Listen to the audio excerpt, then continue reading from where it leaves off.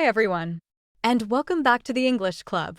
This is the podcast where we help you improve your English through engaging conversations on fascinating topics.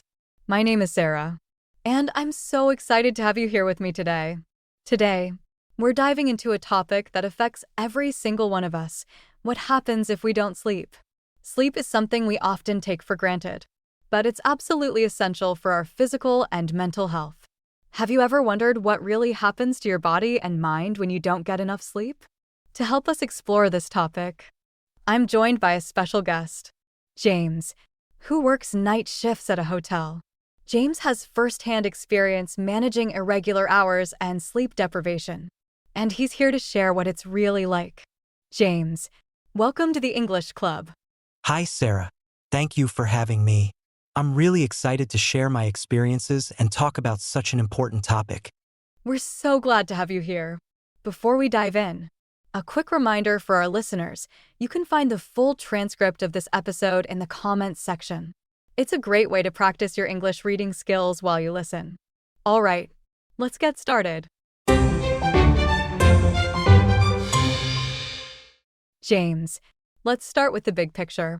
We all know that sleep is important. But what are some of the deeper, less obvious ways that sleep deprivation affects us? That's a great question, Sarah.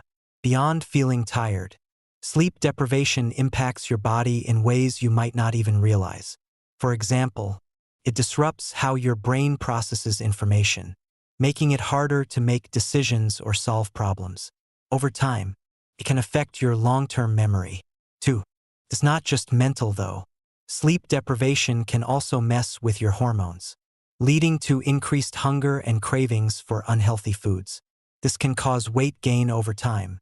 And then there's your immune system without enough rest. Your body struggles to fight off infections, making you more vulnerable to illness. That's really interesting. I think a lot of people focus on how tired they feel, but they might not realize how much their overall health is being affected. Exactly. And the effects can build up over time. It's not just about one bad night's sleep. It's the cumulative impact that can really take a toll. Let's talk about something a bit different. How does sleep, or the lack of it, affect your emotions and your relationships with other people? This is something I've noticed a lot in my own life. When you're sleep deprived, it's harder to regulate your emotions. Little things that wouldn't normally bother you can feel overwhelming. You might find yourself snapping at people or feeling more stressed than usual. And then there's the social side of things. When you're exhausted, you're less likely to want to socialize or engage with others. You just don't have the energy. That can lead to feeling isolated, especially if your schedule is out of sync with your friends or family. That's so true. It sounds like sleep isn't just about taking care of yourself, it also affects how you connect with the people around you. Definitely. And when you work irregular hours like I do, can be even harder. You might miss out on important moments with loved ones because you're either working or trying to catch up on sleep. Let's focus on solutions now. You've mentioned some of the challenges of working night shifts and managing your sleep. What have you found to be the most effective strategies for adapting to an irregular sleep schedule? One of the most important things I've learned is to control what I can. For example, even though I can't always sleep at night, I make sure to create the best possible environment for sleeping during the day. That means using blackout curtains, earplugs, and even a sleep mask to block out light. Another key strategy is consistency. Even if my shifts change, I try to stick to a routine as much as possible, eating at regular times, avoiding screens before bed, and winding down with a calming activity like reading.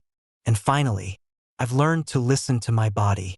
If I feel like I need a nap to get through the day, I'll take one, but I try to keep it short so it doesn't interfere with my main sleep. Those are really helpful tips.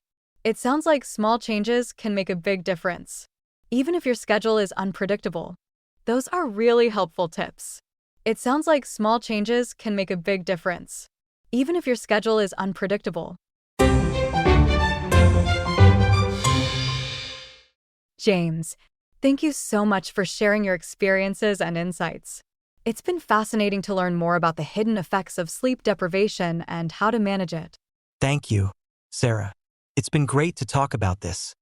It's such an important topic, and I hope it helps your listeners prioritize their sleep. And to our listeners, what about you? Have you struggled with sleep? Or do you have tips for getting better rest? Let us know in the comments. Don't forget, you can find the full transcript of this episode in the comments section. If you enjoyed this discussion, give us a thumbs up, subscribe to the channel, and share it with your friends. Thank you for listening, and we'll see you in the next episode. Bye for now.